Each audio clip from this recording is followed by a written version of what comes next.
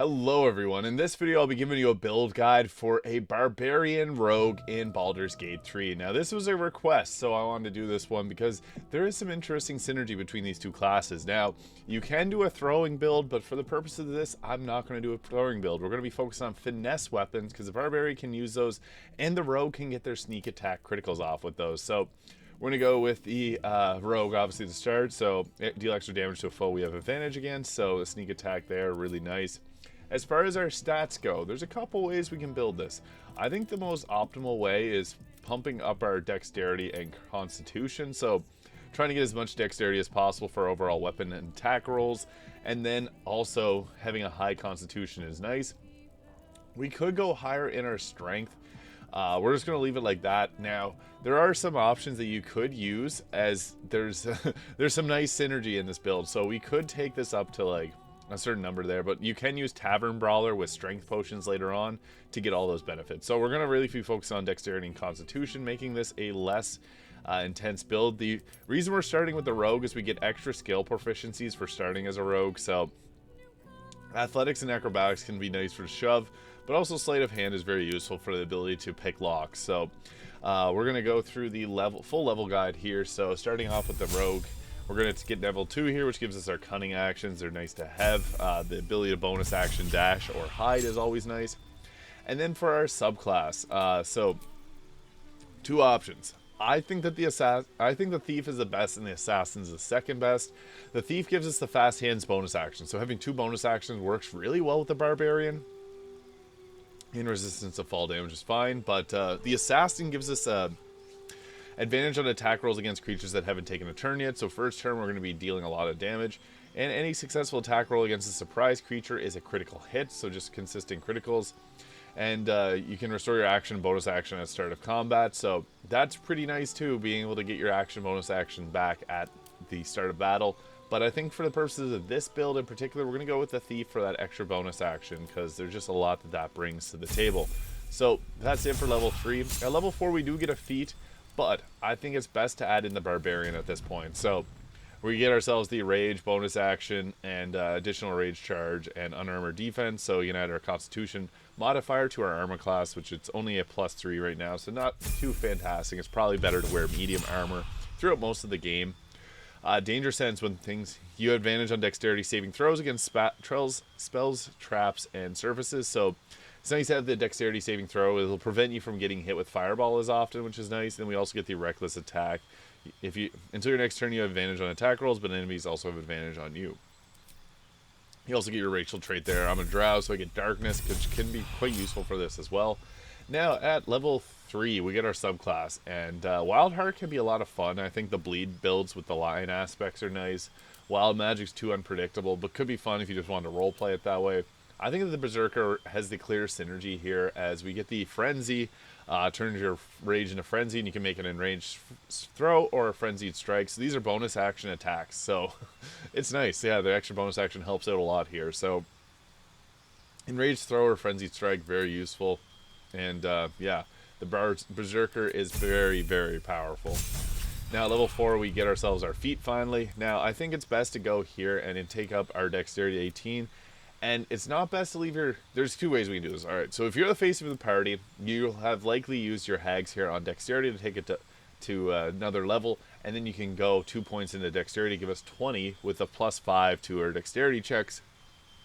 Although, we can go and not leave it. If you didn't take the hags here, or if this is for someone else, you can take Constitution. And I want to show you why as we get our second feat. This is going to all make sense. So that's that for that level. We get our extra attack here. Yippee, yahoo, 3 extra meters movement speed when not wearing heavy armor. And we're not going to wear heavy armor. We're actually going to wear medium or clothing. So there's a couple ways that we can go about doing this build, and it's actually quite powerful that way. So don't be afraid to go unarmored if you want, but I think it's best to stick with medium armor for most of the game.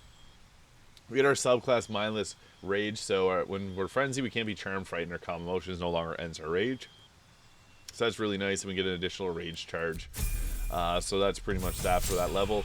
At level 7, we get ourselves the Feral Instinct. So you get a +3 to initiative and can't be surprised. It's pretty much like alert, but Very, very powerful, because being surprised means that the enemies get to take a turn on top of you, and then +3 to initiative is really useful for just being able to act first, which is really important, because if you can go first, you can take out the enemies, and that's very nice. So at our next level here, we can go with another ability score increase, take dexterity to 20, but I think that this is great for another option to our repertoire. So we can take Tavern Brawler, which is going to double our strength modifier, which is only a +0 right now.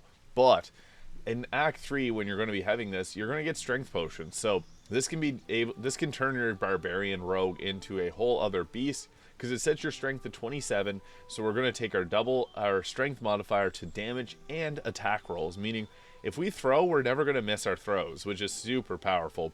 And as a bonus, we also get a +1 to Constitution, which is going to give us a nice +4 to Constitution checks.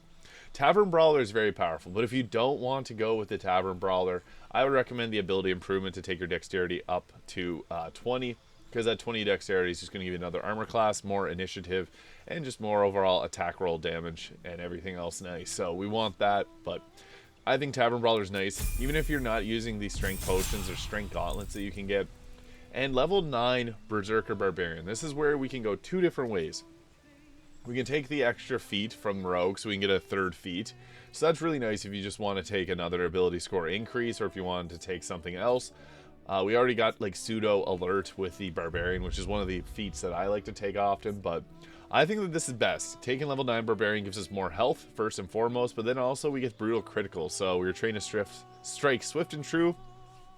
When you land a critical hit, you roll an additional damage die as well as normal additional critical die. Very, very nice for damage. And since we're going to be attacking and hitting critical hits often as a rogue, that I think works extremely well together. So what works great is most people focus on the Barbarian with more so focus on like a heavy strength weapon. I think Finesse is great with this because we can get the stealth attacks off, because you need a Finesse weapon for that to occur. I think Rhapsody is pretty great, so you get a +1 to attack rolls, damage, and spell save DC for every foe that you slay, up to a maximum of +3. So +3 damage and attack rolls is nice just for taking out enemies, and possibly inflict bleeding when hitting a creature with this weapon while hiding or invisible. That's awesome. We like that. There's some other options, like the Knife of the Undermountain King gives you the higher chance of hitting a critical hit, which we have boosted critical, so this can be really nice in this build as well. And Shadow Blade gives you advantage on attack rolls against lightly or heavily obscured targets while using this blade, so that's another nice option. We can also go with the dual wielder, but I think it's best to use light finesse weapons. Also, I like the Justiciar Scimitar here if you can get that. It's a light finesse weapon, and if you attack with advantage, you have a chance of blinding your target, so that's fantastic. We have some pretty powerful attacks here, so what works best, I think, is the Mask of Soul Perception, +2 to attack rolls, initiative rolls, and perception checks. So a nice increase to our attack rolls, and we're going to be going first. Our initiative is going to look quite nice. I have a strength potion on right now, so we get that nice +8 strength checks, +4 to dexterity checks, +4 constitution checks. So very, very powerful. And then our initiative is going to be +9. So we're likely moving first every time that we possibly can, with a nice 12 meters movement speed. I got 12 meters dark vision because I'm a drow. But yeah, that is actually really nice. I like the Deathstalker Mantle. If you're the Dark Urge, you get this. It gives you the chance to turn invisible after a kill for 2 turns, which is really great. Cloak of Displacement's nice, though. You get granting enemies disadvantage on attack rolls against the wearer. Overall, more damage. Armor of Agility adds your full dexterity class to your armor class, and it has a 17 armor class. It does not impose disadvantage on stealth checks, and +2 to saving throws. So that is pretty nice as well. So it's not proficient in medium armor. It's weird. We also got the Dark Justiciar Gauntlet, so your weapon attacks deal an additional 1 to 4 necrotic damage. So that can be really nice just to add a damage rider. Also for armor, you can go with the Ballast Armor. What's nice about this is enemies within 12 meters become vulnerable to piercing damage. So, and also +2 to initiative, meaning that we can deal extra damage with this because they're going to take double damage. So vulnerabilities are incredibly powerful. So water can set up vulnerability for lightning damage, whereas this will do it for piercing, and our weapons are piercing. This is a slashing weapon, but if you're going that route, I would take one of these that's piercing.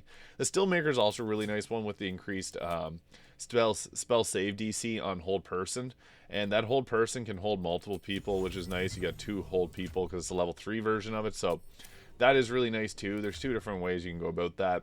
Evasive shoes for +1 armor class.